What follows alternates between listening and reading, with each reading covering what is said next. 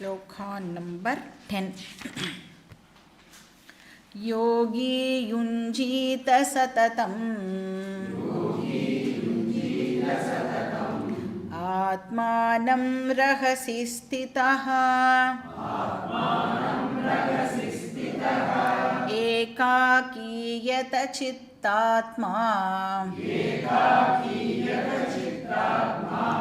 निराशीर परिग्रहः.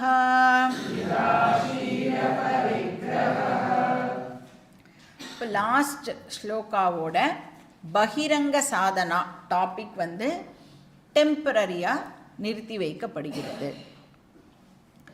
திருப்பியும் கொஞ்சம் ஸ்லோகம்ஸ் கழித்து கண்டினியூ பண்ணுவார் கிருஷ்ணர்.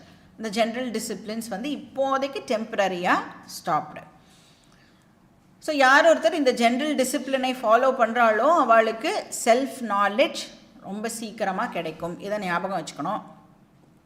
செல்ஃப் நாலேஜ் கிடச்சிதுன்னா அது மூலமாக நாம் இந்த உலகத்தை பார்க்குற விதம் மாறிடும். அதனால சமத்துவத்தை நம்மளால் என்ஜாய் பண்ண முடியும். அதனால கிருஷ்ணர் சொல்கிறார், ஹே அர்ஜுனா, ஹே அர்ஜுனானா இங்கே என்ன போட்டுக்கணும்? நாம் ஆவா பேரை போட்டுக்கணும். சரியா? உனக்கு ஆத்ம ஞானம் வேணும் அப்படின்னா, அந்த சேஞ்ச் இன் பெர்ஸ்பெக்டிவ் வேணும் அப்படின்னா, நீ பகிரங்க சாதனாவை இமீடியட்டாக ஸ்டார்ட் பண்ணு அப்படின்னு சொல்கிறேன். ஸோ ஃபஸ்ட்டு பகிரங்க சாதனாவே என்னது? கர்மயோகம். சமத்துவம் வரணும்னா என்ன பண்ணணும்? கர்மயோகம்.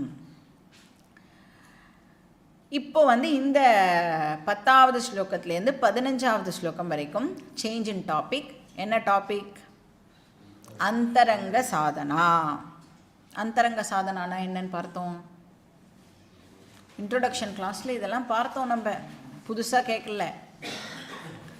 அந்தரங்க சாதனானா ஸ்பெசிஃபிக் டிசிப்ளின் அப்படின்னு பார்த்தோம். அதாவது இப்போ நான் வந்து தியானம் பண்ண போகிறேன் அப்படின்னு சொன்னால், நான் தியானம் பண்ண போகிறதுக்கு ஜஸ்ட்டு முன்னாடி நான் பண்ண வேண்டிய ஃபாலோ பண்ண வேண்டிய டிசிப்ளின். பகிரங்க சாதனானா ஜென்ரல் டிசிப்ளின். என் வாழ்க்கை முழுக்க நான் வந்து அதை ஃபாலோ பண்ணி ஆகணும். அந்தரங்க சாதனானா ஜஸ்ட் பிஃபோர் தியானம். இப்போ வந்து அந்தரங்க சாதனா, பகிரங்க சாதனா, இதில் எப்படி என்னெல்லாம் சொல்லப்பட்டிருக்கோ அதெல்லாம் ப்ராப்பராக நாம் ஃபாலோ பண்ணோம் அப்படின்னா நமக்கு நாம் பண்ணுற தியானம் கைகூடும். அந்த பர்பஸ் வந்து சால்வ் ஆகும். இப்போ வந்து இந்த மெடிடேஷன் வந்து இஃபெக்டிவாக இருக்கணும் அப்படின்னா இந்த அந்தரங்க சாதனாவை நீ வந்து ப்ராப்பராக ஃபாலோ பண்ணணும் அப்படின்னு சொல்கிறார். இங்கே வந்து கிருஷ்ணர் அங்கங்கே அந்த அந்தரங்க சாதனாவை வந்து மென்ஷன் பண்ணியிருக்கார். நாம் வந்து அதை இப்போ வந்து ஒரு கிரமமாக எடுத்து பொசிஷன் பண்ணிக்கலாம். இதை வந்து 8 ஸ்டேஜஸாக நாம் பிரிச்சுக்கலாம். பகவான் சிஸ்டமேட்டிக்காக சொல்லலை, பட் நாம் வந்து கரெக்டாக அந்த ஆர்டரில் எடுத்து படிக்கலாம். ஃபஸ்ட்டு எது வந்து ரெடியாக இருக்கணும் மெடிடேஷன் பண்ணுறதுக்கு?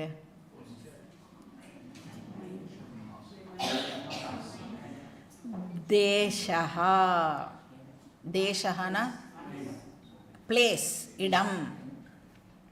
மெடிடேட் பண்ண போகிற இடம். அப்போ மெடிடேட் பண்ண போகிற இடம் எப்படி இருக்கணும்? செக்லூடடாக இருக்கணும். தனிமையான ஒரு இடமாக இருக்கணும். எங்கே வந்து அதிகமாக டிஸ்டர்பன்சஸ்லாம் இருக்காதோ அந்த மாதிரியான ஒரு இடத்தை முதல்ல நாம் சூஸ் பண்ணணும். இப்போ நம்ம வந்து எங்கே உட்காந்துட்டாலும் எனக்கு ஏதாவது ஒரு சத்தம் கேட்கும் எங்கள் வீட்டில் அப்படின்னா கொஞ்சம் கஷ்டம். ட்ரை பண்ணி அந்த மாதிரி ஏதாவது ஒரு பிளேஸை நாம் வந்து செலக்ட் பண்ணிக்கணும். ஏன்னா இங்கே உட்காந்தா நாய் குலைக்கிற சத்தம் கேட்கும், அங்கே உட்காந்தா லவுட் ஸ்பீக்கர் கேட்கும் அப்படின்னா கொஞ்சம் கஷ்டம்தான். ஏதாவது ஒரு இடம் டெஃபினட்டாக நம்மளால் வந்து கண்டுபிடிக்க முடியும்.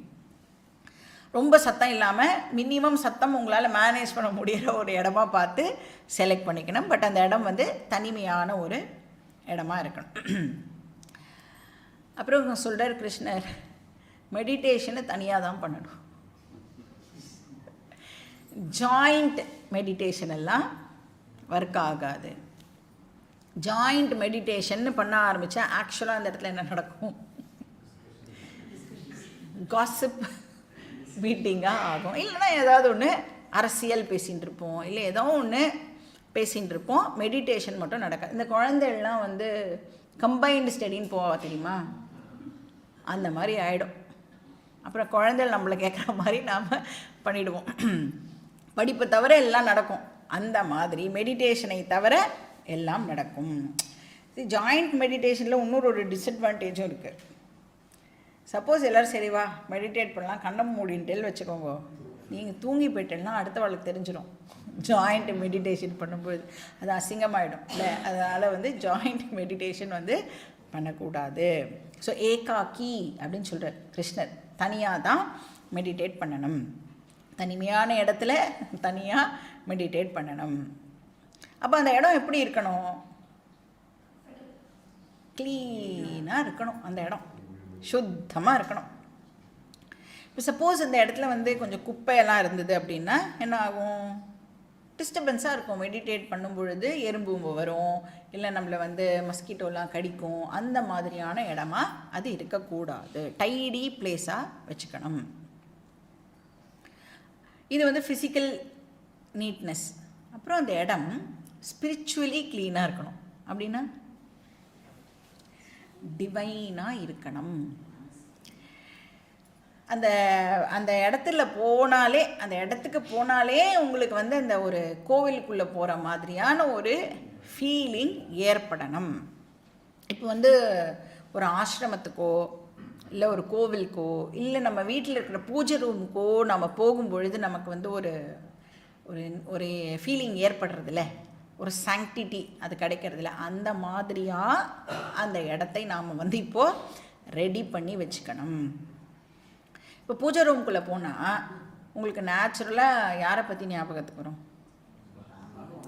பகவானை பற்றி தான் நம்மளுக்கு ஞாபகத்துக்கு வரும். இதுக்கு பேர் வந்து லா ஆஃப் அசோசியேஷன் அப்படின்னு பேர்.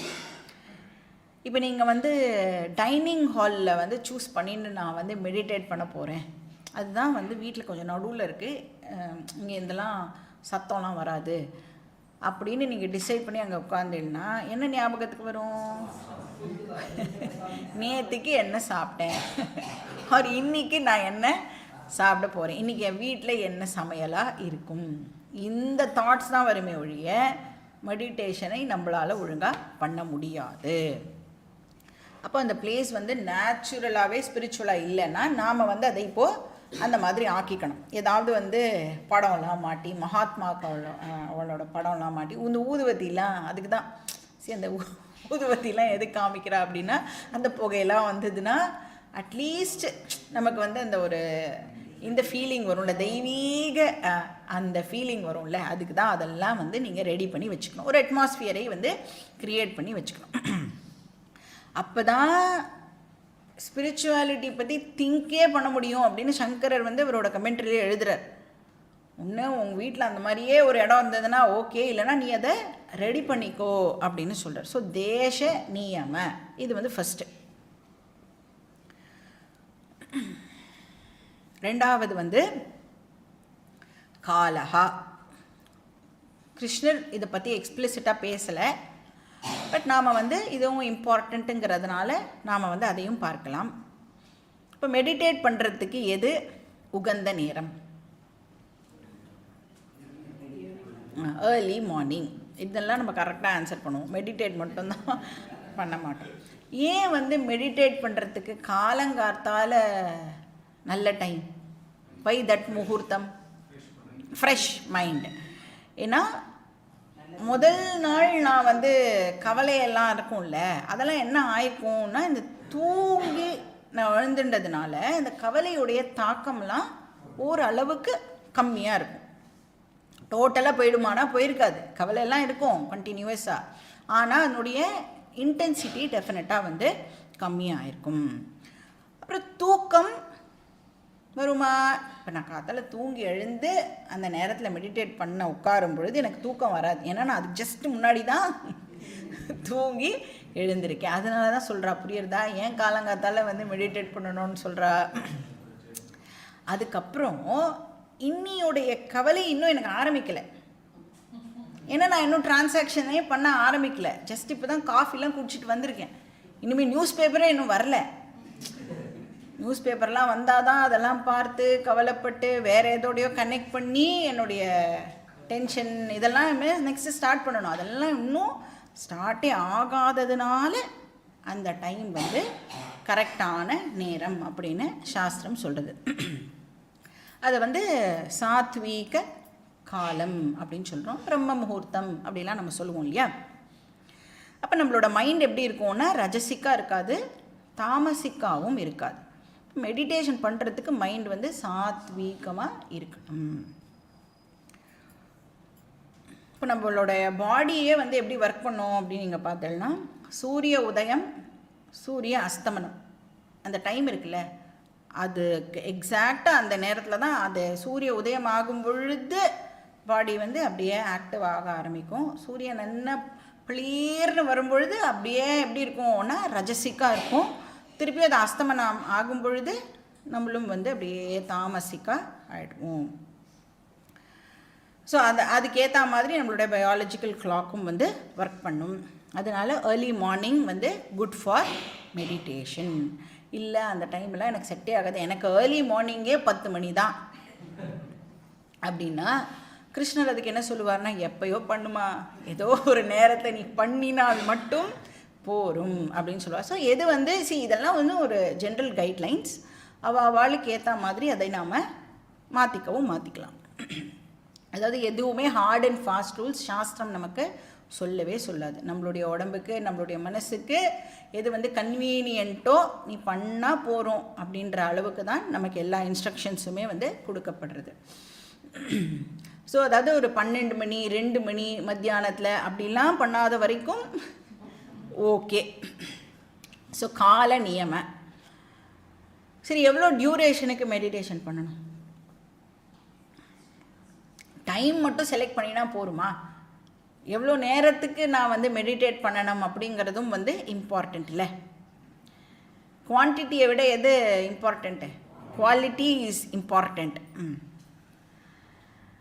ரொம்ப மெடிடேஷன் ப்ராக்டிஸ் பண்ணிட்டேனாலும் உங்களுக்கு பிரச்சனை ஆகிடும். நீங்கள் வந்து சப்போஸ் 1 hour 2 hours உட்காந்துருந்தேன்னா அதில் வந்து ஒரு 45 to 50 minutes தூங்கி போயிருப்பேன். இது வந்து ஜென்ரல் அப்சர்வேஷனாக சொல்லப்படுறது. அதனால் ரொம்பவும் உட்காந்துட்டு மெடிடேட்லாம் நம்மளை பண்ண சொல்லலை. ஸோ அதனால் என்ன டைம்னா 15 நிமிஷம், 15 நிமிஷத்துலேருந்து 20 நிமிஷம் வரைக்கும் உங்களால் உட்காந்து ப்ராப்பராக கண்ணை மூடிண்டு நீங்கள் என்ன சொல்கிறீங்களோ அதை உங்களுடைய மனசு கேட்டதுன்னா அதுக்கு பேர் மெடிடேஷன். அதை பண்ண முடிஞ்சுதுன்னா வெல் அண்ட் குட். இது வந்து கால நியம. 3வது வந்து ஆசனம்னா நம்ம வந்து எது மேலே உட்கார்ந்துட்டு மெடிடேட் பண்ண போகிறோம். ஆசனம்னு சொல்லிட்டாலே உட்காருறதுன்னு அர்த்தம். அதுலேருந்து என்ன தெரியுது, நின்றுலாம் தியானம் பண்ணக்கூடாது அப்படிங்கிறதும் நமக்கு தெரிய வருது. நின்றுண்டு தியானம் பண்ண முடியாது. ஏன் நின்றுண்டு தியானம் பண்ணக்கூடாது?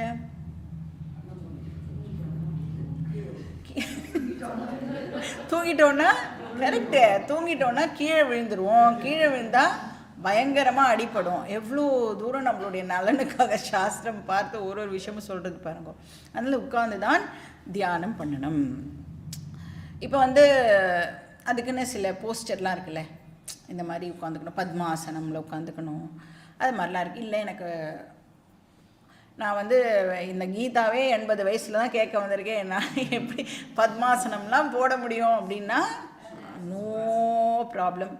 சுகாசனம், எது வந்து நம்மளுக்கு சுகமாக இருக்கோ, எந்த ஆசனத்தில் உட்காந்தா கம்ஃபர்டபுள். சுகம்னா இந்த இடத்துல வந்து ஜாலியாக இருக்கிறது இல்லை, எது வந்து கம்ஃபர்டபுளோ அதை அதில் வந்து உட்கார்ந்துட்டு பண்ணலாம். சேரில் கூட உட்கார்ந்துட்டு நாம் தியானம் பண்ணலாம்.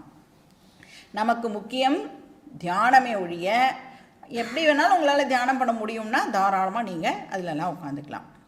இப்போ வந்து கிருஷ்ணர் இங்கே என்ன சொல்கிறார், கீழே உட்காந்துக்கும் பொழுது ஆசனம் பற்றியும் கிருஷ்ணர் இங்கே வந்து நம்மளுக்கு ஸ்பெசிஃபிக்காகவே சொல்கிறார். 3 லேயர்ஸ் பற்றி பகவான் வந்து சொல்கிறார். ஒன்று வந்து மான் தோல். அந்த காலத்தில் வந்து ரிஷி முனிலாம் வந்து மான் தோல்லலாம் உட்காந்துருப்பாள்ல. 2வது வந்து தர்ப புல். 3வது வந்து ஏதோ ஒரு பீஸ் ஆஃப் கிளாத், சாஃப்டாக இருக்கிற ஒரு கிளாத். இதோட டீட்டெயில்ஸ், எக்ஸாக்ட் டீட்டெயில்ஸ் அந்த ஸ்பெசிஃபிக் ஸ்லோகம் வரும்பொழுது நாம் வந்து பார்க்கலாம். அந்த ஆசனத்தை எப்படி ப்ரிப்பேர் பண்ணணும் அதையும் சொல்கிறார். அப்புறம் இப்போ உங்கள் வீட்டில் வந்து உங்களை பார்த்த உடனே இன்னொருத்தரும் இன்ஸ்பயர் ஆகி நானும் தியானம் பண்ணுறேன் அப்படின்னு வந்தால் அவளோட ஆசனம்லாம் ஷேர் பண்ணக்கூடாது. நீங்கள் எந்த ஆசனம் யூஸ் பண்ணுறீங்களோ அந்த ஆசனம் உங்களுடையது. இதில் மட்டும் நம்ம பேரெல்லாம் எழுதிலாம் வச்சுக்கலாம், தப்பு கிடையாது. No sharing business. அப்புறம் இந்த ஆசனம் வந்து எப்படி இருக்கணும்னா ரொம்ப ஹார்டாகவும் இருக்கக்கூடாது, ரொம்ப சாஃப்டாகவும் இருக்கக்கூடாது. சாஃப்டாக இருந்ததுன்னா என்ன ஆகும், நம்மளுடைய ஸ்பைன் வந்து இப்படி இருக்காது. சாஃப்டாக இருந்ததுன்னா நேச்சுரலாக ஸ்பைன் வந்து இப்படி நம்ம வந்து கூன் போட்டுடுவோம். சரியாக மெடிடேட் பண்ண முடியாது. ஹார்டாக இருந்ததுன்னா எங்கேயாவது வலிக்கும். வலி மெடிடேஷன் பண்ணிட்டு இருப்போமே ஒழிய நம்மளால் ப்ராப்பராக என்ன பண்ணணுமோ அதை பண்ண முடியாது. அதனால் வந்து அப்புறம் ரொம்ப மேலவும் இருக்கக்கூடாது, ரொம்ப கீழவும் இருக்கக்கூடாது. அந்த மாதிரிலாம் வந்து நியமங்கள் சொல்கிறார். ரொம்ப மேலே இருந்ததுன்னா அகெயின் அதே ப்ராப்ளம், கீழே விழுந்ததுன்னா அடிபட்டுடும். ரொம்ப கீழே இருந்ததுன்னா ஏதாவது இன்செக்ட் எல்லாம் ஓடித்துன்னா அது நம்மளை டிஸ்டர்ப் பண்ணும். அதனால் அதையும் பார்த்துக்கணும். ஸோ தேச கால ஆசனா. 4வது வந்து போஸ்டர். எந்த போஸ்டரில் உட்காந்துட்டு பண்ணணும். ஷரீர ஸ்திதி அப்படின்னு பேர் அதுக்கு. ஸ்டடியாக உட்காந்துக்கணும். அப்புறம் என்ன சொல்கிறா அப்படின்னா மேக்ஸிமம் பேஸ் ஏரியா எடுத்துக்கணும். நம்ம இப்படி போய் இப்படிலாம் உட்காந்துட்டு அப்படியே இடுக்கி புடிக்கிலாம் வந்து உட்காந்துட்டு தியானம் பண்ணக்கூடாது. நம்ம இப்படி சப்பலாம் போட்டுட்டு உட்காந்தோன்னா எவ்வளோ தூரத்துக்கு வைடாக நம்மளால் உட்காந்துக்க முடியுமோ அவ்வளோ தூரம் வைடாக உட்காந்துன்னா ஒரு ஏரியா, மேக்ஸிமம் ஏரியா இருந்ததுன்னா கம்ஃபர்டபுளாக நம்மளால் வந்து உட்காந்துட்டு கொஞ்சம் நேரத்துக்கு அந்த 15 நிமிஷம் வந்து உட்காந்துட்டு பண்ண முடியும். அப்போ தான் அந்த பாஸ்டரை ஸ்டடியாக நம்மளால் மெயின்டைன் பண்ண முடியும். இப்போ ரிலாக்ஸ்டாக வச்சுக்கணும், பாடியை டென்ஸ்டாக வச்சுக்க கூடாது. இது வந்து பாஸ்டர் பொறுத்த வரைக்கும். அதுக்கப்புறம் நெக்ஸ்ட்டு இம்பார்ட்டண்ட் விஷயம் பிராண சாமியம். பிராணன் சாமியம்னா ஈவனாக இருக்கணும். அப்போ நம்மளோட ப்ரீதிங் எப்படி இருக்கணும், ஈவனாக இருக்கணும். ஏன் வந்து பிராணன் is very important for meditation. நம்மளுடைய பிராணனுக்கும் தாட்ஸுக்கும் கனெக்ஷன் இருக்குது. தாட்ஸ் வந்து ஞான சக்தியோட கனெக்ட் ஆகியிருக்குல்ல. நம்மளுடைய பிராணா எந்த சக்தியோட கனெக்ட் ஆகிருக்கு, கிரியா சக்தியோட கனெக்ட் ஆகிருக்கு. அது ரெண்டும் மாயா சக்தியோட கனெக்ட் ஆகிருக்கு. இப்போ வந்து ஒரு டேபிள் இருக்குன்னு வச்சுக்கோங்களேன். அந்த டேபிளை நீங்கள் நகர்த்தினீங்கன்னா எத்தனை கால் சேர்ந்து வரும்? ஒரு கால் பிடிச்சி இழுத்தாலும் பாக்கி 3 காலும் சேர்ந்து வரும்ல. அந்த மாதிரி தான் இந்த பிராணனும் மைண்டும். ஒன்றை கண்ட்ரோல் பண்ணால் இன்னொன்று நம்மளால் ஈஸியாக கண்ட்ரோல் பண்ண முடியும். இப்போ இந்த ப்ரீதிங் டிஸ்டர்ப் ஆச்சு அப்படின்னா தாட்ஸும் வந்து டிஸ்டர்ப் ஆகும். அதனால் ப்ரீதிங் எப்படி இருக்கணும்னா ஈவனாக இருக்கணும், ஸ்மூத்தாக இருக்கணும், ஸ்லோவாக இருக்கணும். அப்போது மைண்டும் ஈவனாக இருக்கும். இப்போ உங்களுக்கே தெரியும், மைண்டு டிஸ்டர்ப் ஆகிருந்ததுன்னா பிராணனில் வந்து உங்களாலேயே வந்து டிஃப்ரென்ஸை வந்து பார்க்க முடியும் இல்லையா. ஸோ பிராண சாமியம் இது ஆல்ரெடி நாம் வந்து 5வது அத்தியாயத்திலே பார்த்தோம். ஸ்பர்ஷான் கிருத்வா பஹிர்பாஹ்யான் சக்ஷுஷ்சைவாந்தரே ப்ருவோஹ பிராணாபானோ சமோ கிருத்வா நாஷாப்யந்தரசாரிணோ. எத்தனாவது ஸ்லோகம் இது? 27வது ஸ்லோகம்.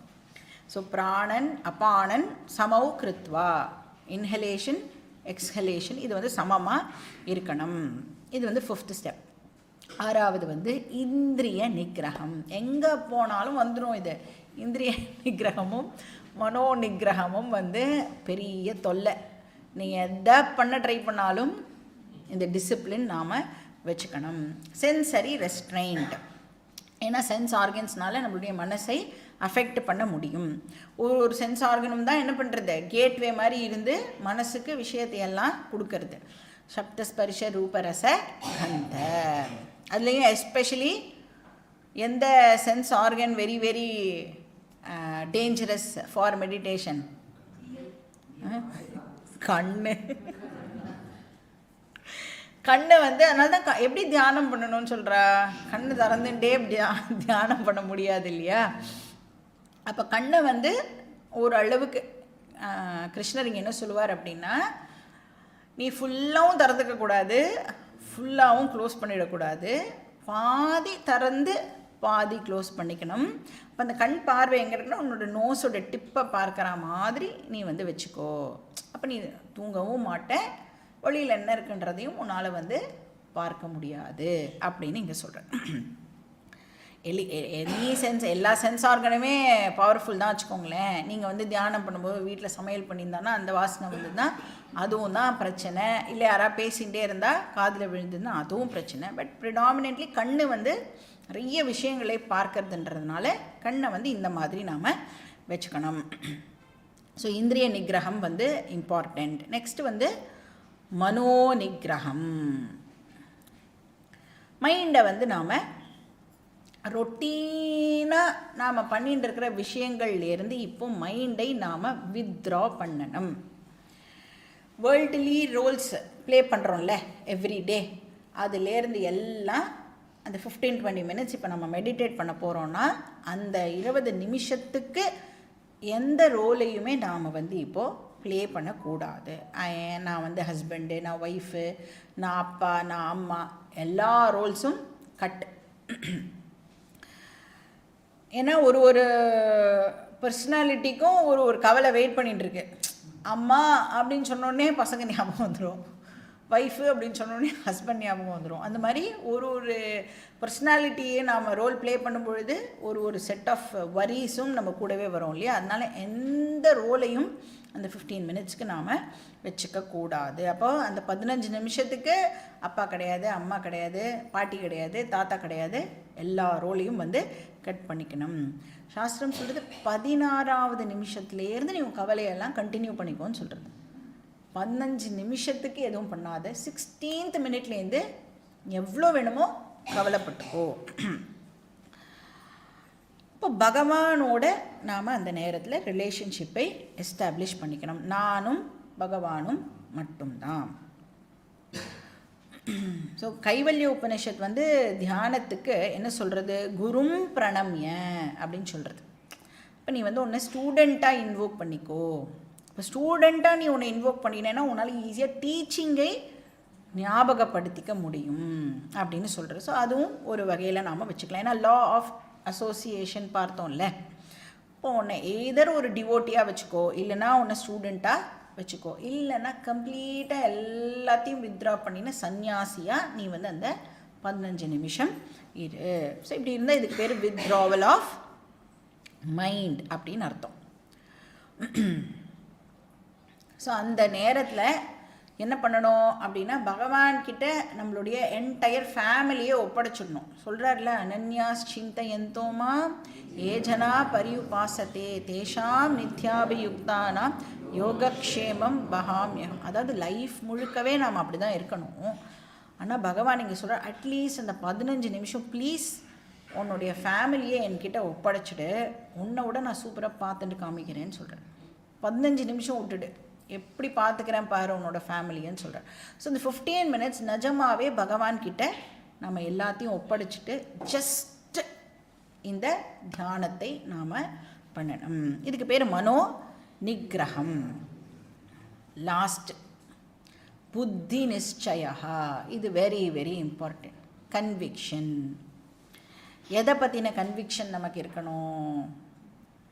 இந்த மெடிடேஷனுடைய யூஸ் மேலே நமக்கு கன்விக்ஷன் இருக்கணும். நான் தியானம் எதுக்காக பண்ணணும், அதால் எனக்கு என்ன கொடுக்க முடியும் அப்படிங்கிற அந்த பெனிஃபிட் அண்ட் அந்த நெசசிட்டி, அது மேலே நமக்கு வந்து ஒரு கன்விக்ஷன் ஆனது இருக்கும். ஏன்னா அது எனக்கு கண்டிப்பாக ஹெல்ப் பண்ண போகிறது அப்படின்ற ஒரு நம்பிக்கை இருந்தால் தான் நம்மளால் வந்து தியானமே வந்து உட்காந்துட்டு பண்ண முடியும். So conviction is very very important. இல்லைனா எப்படி இருக்கும் அப்படின்னா ரெஸ்ட்லெஸ்ஸாக ஆகிடும். ஐயோ இந்த 15 மினிட்ஸ் வந்து நம்ம வேறு ஏதாவது ஒரு ஆஃபீஸ் வேலை பண்ணியிருந்தா கூட நான் வந்து டைம் ஷீட்டில் லாகின் பண்ணியிருப்பேனே, இந்த டைமை போட்டிருப்பேனே, இப்போ வந்து தெரியாமல் நான் வந்து இப்படி உட்காந்துட்டுருக்கேன், ஆனால் என்னென்னலாமோ யோசனை வருது, என்னால் தியானம் மட்டும் பண்ண முடியலையே அப்படின்னு மைண்டு புலம்புமே ஒழிய அதால் காமாக இருக்க முடியாது. So conviction is very very important. இல்லைன்னா என்ன பண்ணிவிடுவோம்னா மெடிடேஷன்ற பேரில் இப்போ இது முடித்ததுக்கப்புறம் இப்போ நம்ம என்ன வேலை பண்ணணும் அப்படின்னு பிளானிங் மோடுக்கு நம்மளோட மைண்டே போயிடும். ரெஸ்ட்லெஸ்ஸாக இல்லை, காமாகவே இருக்குன்னா கூட மெடிடேஷனை விட்டுடும் மைண்டை. இப்போ வந்து நம்ம இது முடித்ததுக்கப்புறமா எழுந்த உடனே நம்ம இது பண்ணணும், அதை பண்ணணும் அப்படின்னு அந்த ஸ்கெட்யூல் போடுறதுக்கு ஆரம்பிச்சிடும். So conviction is very very important. மெடிடேஷனுக்கு பதிலாக இதெல்லாம் பிளானிங் செஷனாக ஆகிடும். இப்போ நமக்கு என்ன தெரிஞ்சிருக்கணும், புத்திக்கு சாஸ்திர படிப்பு ரொம்ப ரொம்ப இம்பார்ட்டண்ட், அதில் நிதித்தியாசனம் வெரி வெரி இம்பார்ட்டண்ட். அதனால நான் வந்து இப்போ இந்த தியானத்தை ப்ராக்டிஸ் பண்ணணும் அப்படின்னு புத்தி இப்போது நிச்சயம் பண்ணணும். இந்த கன்விக்ஷனோடு நாம் வந்து தியானம் பண்ண உட்கார்ந்தோம் அப்படின்னா ஸோ சென்ஸ் ஆர்கன்ஸ் வித்ட்ரா பண்ணியிருக்கணும், மைண்டை வித்ட்ரா பண்ணியிருக்கணும். இப்போ நாம் வந்து ஃபுல்லி அவைலபிள் ஃபார் மெடிடேஷன். இந்த 8 ஸ்டெப்பும் மெடிடேஷன் கிடையாது, இனிமே தான் மெடிடேஷனே வரப்போகிறது. ஏகாகி யதசித்தாத்மா நிராஷீர் அப்பரிகிரஹா அப்படின்னு 10வது ஸ்லோகம். இப்போ யோகி சததம் யுஞ்சீத, ஒரு மெடிடேட்டர். யோகினா இந்த இடத்துல யார் தியானம் பண்ணுறாலோ அந்த தியானிப்பவர். அவன் என்ன பண்ணணுமா, தியானத்தை எப்படி ப்ராக்டிஸ் பண்ணணும், சததம் ரெகுலராக ப்ராக்டிஸ் பண்ணணும். இப்போ நம்ம வந்து ஃபிசிக்கல் எக்ஸசைஸ்லாம் ப்ராக்டிஸ் பண்ணுவோம்ல, ஃபிசிக்கல் ஃபிட்னஸ்க்காக எப்போ எல்லாம் ப்ராக்டிஸ் பண்ணுவோம். இப்போ இது என்ன மாதம், மார்ச் மாதத்தில் ஒரு நாளைக்கு பண்ணிக்கலாம். அதுக்கப்புறம் இன்னொரு 4 மாதம் கழித்து இன்னொரு அந்த ஜிம்மெல்லாம் ஆனால் பசங்க சேர்ந்தால் தான் பண்ணுவோம். காசை மட்டும் போய் ஃபுல்லாக கட்டிட்டு வந்துடுவா, ஜிம்முக்கு போகிறேன் அப்படின்னு. ஒரே ஒரு நாள் தான் வந்து கிளாஸ்க்கு போயிருப்பாள். அதுக்கப்புறம் என்ன ஆச்சு அப்படின்னா ஒரு 5-6 மாதம் கழிச்சு திருப்பியும் பணம் கேட்பா, திருப்பியும் நான் ஜிம்முக்கு போனேன், அப்போ பணம் கட்டினே என்னாச்சு, இல்லை அதெல்லாம் வந்து முடிஞ்சு போச்சு. அந்த மாதிரி நாம் வந்து மெடிடேஷன் ப்ராக்டிஸ் பண்ணக்கூடாது. ரெகுலராக நம்ம வந்து தியானம் பண்ணணும். சததம் அப்படின்னா ரெகுலர்லி அப்படின்னு அர்த்தம்.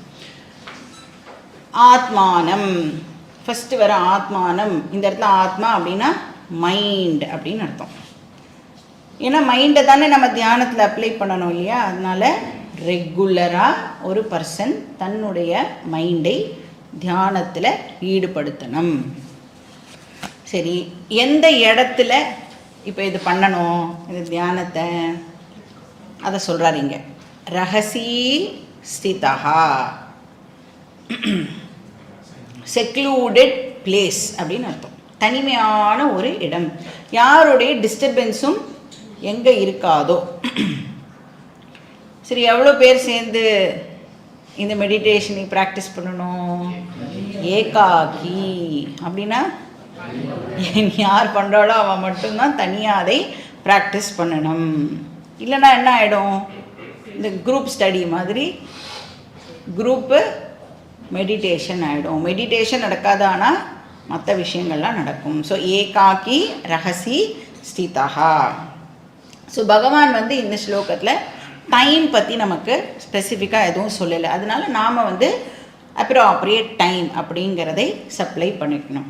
ஸோ சாத்வீக காலே, இப்போ வந்து நம்மளுடைய மைண்ட் வந்து சாத்வீகமாக இருக்குமோ அந்த டைமில். சரி, நம்மளுடைய மனசுடைய கண்டிஷனும் பாடியுடைய கண்டிஷனும் இப்போ எப்படி இருக்கணும், யத சித்தாத்மா. சித்தம் அப்படின்னா இங்கே வந்து அதை அந்தக்கரணத்தை ரெஃபர் பண்ணுறது, மைண்டை ரெஃபர் பண்ணுறது. இப்போ யத சித்தாத்மாவில் இருக்கிற ஆத்மா அப்படிங்கிற வார்த்தை வந்து நம்மளுடைய ஃபிசிக்கல் பாடியை ரெஃபர் பண்ணுறது. சித்தம்ங்கிறது மைண்டை ரெஃபர் பண்ணுறது, ஆத்மாங்கிறது ஃபிசிக்கல் பாடியை ரெஃபர் பண்ணுறது. யதம் அப்படின்னு சொன்னால் டிசிப்ளின்டு அப்படின்னு அர்த்தம். அப்படின்னா ஒருத்தருடைய மனசும் உடம்பும் டிசிப்ளின்டாக இருக்கணும், கண்ட்ரோல்டாக இருக்கணும். பதஞ்சலி யோக சூத்திரம்னு ஒன்று இருக்கு இல்லையா, அதில் வந்து பதஞ்சலி வந்து ஆரம்பிக்கும் பொழுதே தியானம் அப்படின்னு சொல்லவே இல்லை. ஸ்டார்டிங்கே எப்படி இருக்கும்னா யமா, நியமா, ஆசனா, பிராணாயாமா, பிரத்யாகாரா, தாரணா, தியானா, சமாதி, எங்கேயோ இருக்குது தியானம். யமா நியமான டூஸ் அண்ட் டோன்ட்ஸ்னு அர்த்தம். என்னெல்லாம் பண்ணணும், இந்த பகிரங்க சாதனா நீ பார்த்தோம் இல்லையா, அதெல்லாம் அவரும் வந்து கொடுக்குறார். ஸோ இந்த பர்சன் இருக்கான் இல்லையா, யார் வந்து மெடிடேட் பண்ண போகிறானோ அவனுடைய கேரக்டர் வந்து ஒழுங்காக இருக்கணும். நிறைய ரூல்ஸ் எல்லாம் இருக்குது. ஏன்னா நமக்கு தெரியும் கேரக்டர்லெஸ் மைண்ட் எப்படி இருக்கும், பயங்கர டிஸ்டர்ப்டாக இருக்கும். அந்த மாதிரியான மைண்டுனால் வந்து மெடிடேஷனே பண்ண முடியாது. அதுக்கப்புறம் என்னது நெக்ஸ்ட்டு ஆசனா. இப்போ நம்மளுடைய பாடியை ஃபிட்டாக வச்சுக்கிறதுக்கு, இப்போ சப்போஸ் நாம் வந்து நம்மளுடைய ஃபிசிக்கல் பாடியை ஃபிட்டாக வச்சுட்டு இருக்கோம்னு வச்சுக்கோங்களேன், கரெக்டாக இருக்காது அப்படின்னா அதை பற்றி நம்ம கவலைப்பட வேண்டிய அவசியமே இல்லை இல்லையா. அதை வந்து நான் ப்ராப்பராக ஹெல்த்தியாக வச்சுட்டுருக்கேன் அப்படின்னா அதை பற்றி நான் யோசிக்க வேண்டிய அவசியமே இல்லை. இப்போ வந்து நீங்கள் வந்து செப்பல் போட்டுக்கிறீங்கன்னு வச்சுக்கோங்களேன் உங்கள் காலுக்கு, அந்த செப்பல் வந்து கரெக்டாக உங்கள் காலை வந்து ஃபிட் பண்ணிடுது அப்படின்னு சொன்னால் அந்த செப்பல் இருக்குது அப்படிங்கிறது கூட நமக்கு ஞாபகத்தில் இருக்காது. எப்போ அது நம்மளை பாதர் பண்ணும், எய்தர் பெருசாக இருந்தாலோ இல்லைன்னா சின்னதாக இருந்தாலோ அது வந்து நான் இருக்கேன் பாரு, நான் இருக்கேன் பாரு அப்படின்னு நம்மளுடைய அட்டென்ஷனை அது வந்து சீக் பண்ணிகிட்டே இருக்கும். ஒரு நோட்டிஃபிகேஷன் கொடுக்கும். இப்போ நம்மளோட மொபைலில் நோட்டிஃபிகேஷன் வருது இல்லை, வாட்ஸ்அப் நோட்டிஃபிகேஷன், அப்புறம் என்னெல்லாம் உண்டோ அந்த மாதிரி அது வந்து நான் இருக்கேன் இருக்கேன் அப்படின்னு சொல்லிகிட்டே இருக்கும். அது மாதிரி இப்போ சப்போஸ் நம்மளுடைய பாடியை நாம் ப்ராப்பராக ஃபிட்டாக வச்சுட்டோம் அப்படின்னு சொன்னால் நாம் அதை பற்றி கவலைப்பட வேண்டிய அவசியமே இல்லை. அதுக்கு தான் வந்து இந்த யோகா அதெல்லாம் இருக்குல்ல, அதெல்லாம் எதுக்கு ப்ராக்டிஸ் பண்ண சொல்கிறாங்கன்னா எக்ஸ்டர்னலாக இந்த ஃபிசிக்கல் பாடியை வந்து ஃபிட்டாக வச்சுக்கணும் அப்படிங்கிறதுக்காக. ஸோ எதை சித்தாத்மா, உன்னுடைய பாடி அண்ட் மைண்டை நீ வந்து ஃபிட்டாக வச்சுக்கோ. எப்படி என்னெல்லாம் எல்லாம் நீ யோகா பண்ணுறியோ இல்லைனா வேறு ஏதாவது ஏரோபிக்ஸோ என்னமோ ஒன்று பண்ணி நீ வந்து உன்னோட பாடியை ஃபிட்டாக வச்சுக்கோ. அதுக்கப்புறம் என்னது நிராஷீஹி. நிராஷீஹி அப்படின்னு சொன்னால் வித்தவுட் டிசையர்ஸ் அப்படின்னு அர்த்தம். ஆசைகள் இல்லாமல். ஆஷீனா ஆசைகள், நிராஷீனா ஆசைகள் இல்லாமல். ஆசையே இல்லாமல் எப்படி ஒரு பர்சனால் இருக்க முடியும்? அப்போ என்ன ஆசைகள் இது, என்ன ஆசைகள் இல்லாமல்? பைண்டிங் டிசையர்ஸ் இல்லாமல், கண்டிப்பாக நடந்தே ஆகணும் அப்படிங்கிற ஆசைகள் இல்லாமல். அப்படின்னா எப்படி இருக்கலாம் ஆசை? நடந்தால் ஓகே, நடக்கலைனாலும் ஓகே. இப்போ நான் பைண்டிங்காக இருக்கணும். இப்போ வந்து சாஸ்திரம் வந்து நம்மளை எங்கேயுமே ஆசைப்படக்கூடாது அப்படின்னு எங்கேயுமே சொல்லலை. தர்மமான முறையில் எல்லா ஆசைகளுமே வந்து அலவுடு. ஆனால் என்ன சொல்கிறது, கண்டிஷனல் ஆசையாக அதை வந்து நீனே வச்சுக்காத. இப்போ வந்து நம்ம எல்லாருக்கும் நம்மளோட பசங்க வந்து நல்லா படிக்கணும், நல்லா வாழ்க்கையில் செட்டில் ஆகணும் அப்படிங்கிற ஆசை வந்து ரொம்ப நேச்சுரல் தர்மமான ஆசையும் கூட. அதில் வந்து அந்த ஆசைப்படுறதுல வந்து தப்பில்லை. ஆனால் நம்ம கூடவே என்ன வச்சுருப்போம், நான் நினைக்கிற மாதிரியான ஒரு வேலையில் தான் அவன் இருக்கணும், இல்லை நான் நினைக்கிற மாதிரியான படிப்பை தான் அந்த குழந்தை படிக்கணும், அப்படியெல்லாம் ஒரு கண்டிஷன் போடுறோம்ல, அதை தான் பண்ணாதே அப்படின்னு இங்கே வந்து சாஸ்திரம் சொல்கிறோம். அப்போ நான் பைண்டிங் டிசையர்ஸை நாம் தாராளமாக வச்சுக்கலாம். நான் பைண்டிங் டிசையர்ஸாக இருந்ததுன்னா என்ன அட்வான்டேஜ் அப்படின்னா, நம்ம மனசில் வந்து ஆங்ஸைட்டியே ஏற்படாது. கண்டிஷன் போட்டுட்டோம் அப்படின்னு சொன்னால் ஒருவேளை அது நடக்காமல் போயிடுத்துனா, என் குழந்தை என் சொன்ன பேச்சை கேட்காம போயிட்டான், நல்லா கேட்டுட்டு தான் இருக்கும், இருந்தாலும் கூடவே நம்மளுக்கு கேட்காம போயிடுத்துனா என்ன பண்ணுறது? ஒருவேளை நான் சொல்கிற மாதிரியான வேலையில் அவன் சேரலைன்னா அவனோட வாழ்க்கையே வந்து வேறு மாதிரி ஆகிடுதுன்னா இப்படி நம்ம கொஞ்சோன்னு ஆரம்பித்து பெருசாக இது பண்ணுவோம் இல்லையா. அப்போ மனசு என்ன பண்ணுவோம் அப்படின்னா ஆங்ஷியஸாக இருந்துகிட்டே இருக்கும் ஆல் த டைம். இதே வந்து நான் பைண்டிங் டிசையர் அப்படின்னு சொன்னால் எதை வேணும்னாலும் நம்ம அக்செப்ட் பண்ணுறதுக்கு தயாராக இருந்தோம் அப்படின்னா நமக்கு வந்து அந்த பதப்பதப்பெல்லாம் வந்து இல்லாமல் நம்மளோட மைண்ட் வந்து காமாக பேலன்ஸ்டாக இருக்கும். ஸோ அதனால் வந்து நிராஷீஹி அப்படிங்கிறது வந்து வெரி வெரி இம்பார்ட்டண்ட். ஸோ எப்படி வந்து இந்த மாதிரி நான் பைண்டிங் டிசையர்ஸாக நான் என்னுடைய டிசையர்ஸ் எல்லாம் வச்சுக்கிறது அப்படின்னா ஒரே ஒரு வழி தான் இருக்குது. அதுக்கு என்ன வழி? சரணாகதி. யார்கிட்ட சரணாகதி? பகவான் கிட்ட சரணாகதி பண்ணுறதை தவிர வேறு ஒரு வழி கூட இதில் இல்லை. ஸோ பகவான்கிட்ட என்ன சொல்லணும்? என்னை விட உனக்கு என்னுடைய ஃபேமிலியை நன்னா பார்த்துக்க தெரியும், என்னை விட என் குழந்தைக்கு எது பெஸ்ட்டுன்னு உனக்கு தெரியும். இப்போ அந்த மாதிரி நம்ம நினைக்கிறோமா? நம்ம என்ன நினைக்கிறோம்? பகவானை விட எனக்கு தான் என்னுடைய ஃபேமிலியை பற்றி நல்லா தெரியும், என்னோடய குழந்தை என்ன குரூப் எடுத்து படித்தா அவர் எந்த வேலைக்கு போனால் நல்லாயிருக்கும்னு எனக்கு தான் தெரியும். பகவானுக்கு எப்படி தெரியும்? நான் தான் கூட இவ்வளோ வருஷம் இருந்திருக்கேன். ஆனால் பகவானுக்கு நிஜமாகவே நம்மளை விட எல்லாமே பெட்டராக தெரியும். ஸோ அதனால் பகவான்கிட்ட வந்து பிரார்த்தனை பண்ணிக்கணும்.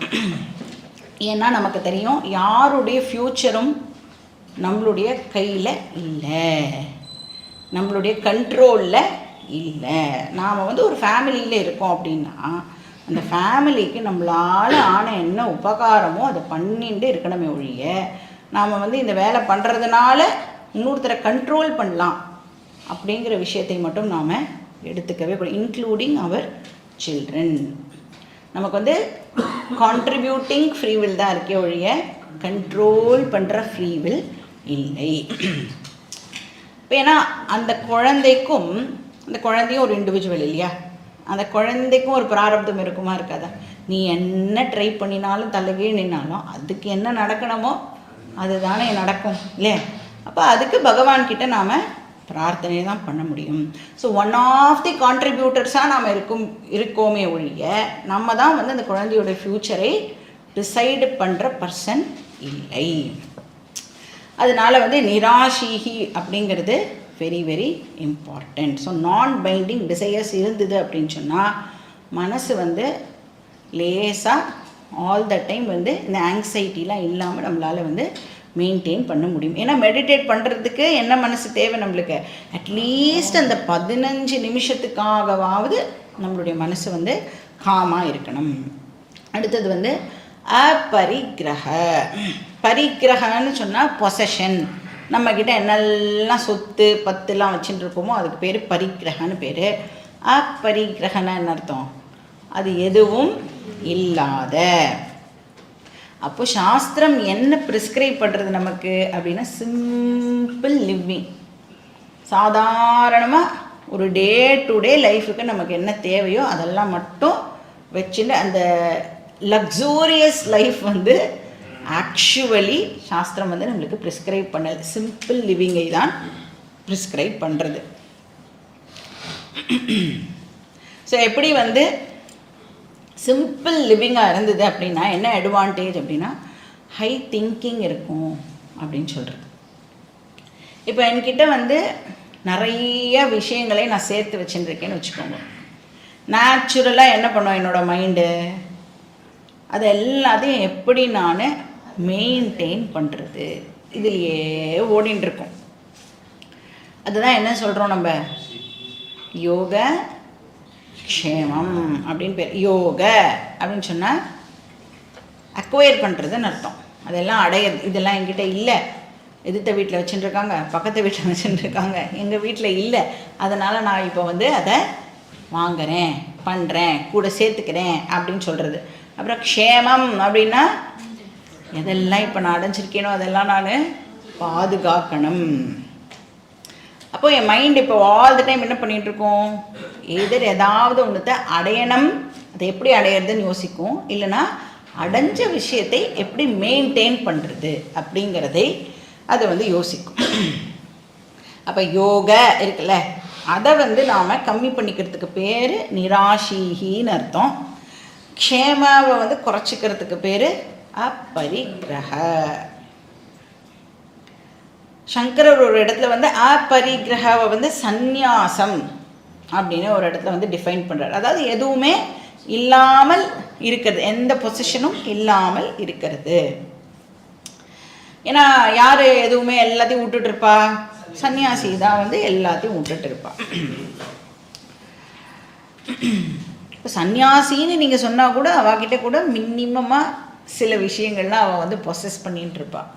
அவளுடைய ட்ரெஸ் இருக்கும், பாதுகா இருக்கும், அது மாதிரி மினிமமாக அவள் தங்கிறதுக்கு ஒரு பிளேஸ் இருக்கும், அவளோட தான் இருக்காது. ஆனால் ஃபிசிக்கலாக நாம் வந்து டெஃபினட்டாக சில விஷயங்கள்லாம் வச்சுட்டு தான் ஆகணும். அப்படின்னா எப்படி இருக்கிறது? என்கிட்ட ஒரு 4-5 திங்ஸ் வச்சுட்ருக்கேன் அப்படின்னா அதை எப்படி நான் இப்போ பார்க்க ஆரம்பிக்கணும்? நாமளும் எப்படி ஒரு சன்னியாசி மாதிரி இருக்கலாம் அப்படின்னா, என்கிட்ட இருக்கிற எந்த ஒரு விஷயத்துக்கும் நான் ஓனர் கிடையாது. எல்லாமே பகவான் எனக்கு சும்மா நடுவில் யூஸ் பண்ணுறதுக்காக கொடுத்துருக்கார். நான் ஒரு ட்ரஸ்டி. இதெல்லாம் என்கிட்ட வந்து டெம்ப்ரரியாக பாதுகாக்கிறதுக்காக கொடுக்கப்பட்டிருக்கிற விஷயங்கள். அப்போ அதை எப்படி யூஸ் பண்ணுவோம்? இவ்வளோ ஜாக்கிரதையாக யூஸ் பண்ணிவிட்டு பகவான்கிட்டே திருப்பியும் அதை நாம் ரிட்டர்ன் பண்ணிவிட்டு போனோம். ஸோ சொந்தம் கொண்டாடாமல் இருந்தோம் அப்படின்னா நாம் எல்லாரும் கூட சந்நியாசிஸ் தான். இப்போ என்ன சொல்கிறாருங்க கிருஷ்ணர், நீ என்ன வேணால் வச்சுக்கோ, எவ்வளோ வேணால் சொத்தெல்லாம் வச்சுக்கோ, அட்லீஸ்ட் அந்த மெடிடேஷன் டைமில் எதுவுமே என்னோடது இல்லைன்னு சொல்கிற அளவுக்காவது உன் மனசை நீ வந்து தயார்படுத்திக்கோ. ஒரு 15 நிமிஷம் எதுவும் என்னோடது இல்லை, எல்லாமே பகவானோடது அப்படின்னு உன்னால் வந்து விட முடியறதா பாரு அப்படின்னு சொல்கிறேன். அப்போ திங்ஸ் மட்டும் இல்லை, நம்மளுடைய சொந்தக்காரெல்லாம் இருக்கால்ல, வீட்லேயே ஒரு ரொம்ப க்ளோஸ் ரிலேட்டிவ்ஸ், அவளை கூட நாம் வந்து அந்த நேரத்தில் எனக்கும் இவளுக்கும் சம்பந்தம் இல்லை, எல்லாரும் வந்து யார் ஓனர்? இவாளுக்கெல்லாம் பகவான் தான் இவாளுக்கு கூட ஓனர். அந்த 10 minutes அப்போ தான் அவள் நம்மளை டிஸ்டர்ப் பண்ணாமல் இருப்பாள். நீங்கள் வந்து அவளை ஓனர் பண்ணிட்டேல் அப்படின்னு சொன்னால் அப்புறம் இப்போ எத்தனை மணிக்கு நீங்கள் வந்து இப்போ ஒரு 5 o'clock எழுந்து மெடிடேட் பண்ணுறேன் அப்படின்னா 6 மணிக்கு நான் அவளுக்கு இது பண்ணி தரணுமே, 6:15 நான் இதை பண்ணி தரணுமே அப்படின்னு அவளை பற்றி நாம் யோசிப்போமே ஒழிய நம்மளால் ஈஸ்வர தியானம் வந்து பண்ண முடியாது. அதனால் அந்த டைமுக்கு நிஜமாகவே நாம் எல்லாரையும் டிஸ்ஓன் பண்ணிடணும், எல்லா திங்ஸையும் நாம் வந்து டிஸ்ஓன் பண்ணணும். அப்போ எல்லாமே வந்து பகவானோடது அப்படின்னு கார்த்தாலேருந்து ராத்திரி வரைக்கும் நீங்கள் ப்ராக்டிஸ் பண்ணேல் அப்படின்னு சொன்னால் அந்த மெடிடேஷன் டைமில் டெஃபினட்டாக நம்மளால் எல்லாம் பகவான்கிட்ட ஒப்படைச்சிட்டு 10 minutes தியானம் பண்ண முடியும். ஸோ அப்பரிக்கிரக, அப்போது நம்மக்கிட்ட இருக்கிற அந்த உடைமைகளை எல்லாம் இப்போ வந்து குறைச்சிக்கணும். இந்த சென்ஸ் ஆஃப் ஓனர்ஷிப்பை வந்து நாம் குறைச்சிக்கணும்.